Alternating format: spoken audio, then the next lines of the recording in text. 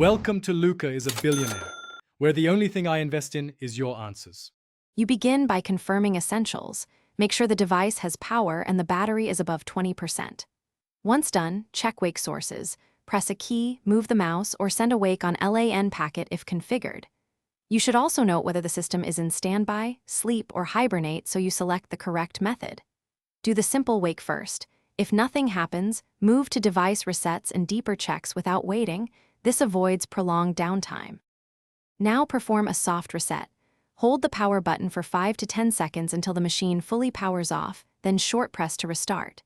If that fails, disconnect peripherals, USB devices, external drives, HDMI, because a hung peripheral can block wake. Inspect visual indicators. Look for LED activity, fan spin, or backlight changes. Once done, try a cold boot with power removed for 30 seconds, then restore power. These steps clear stuck firmware and often restore normal operation.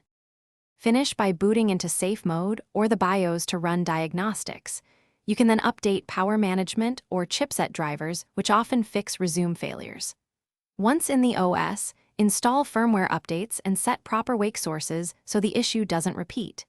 If the system still won't leave standby, boot from external media to recover files and run repair tools. One key troubleshooting tip: backup data immediately before reinstalling.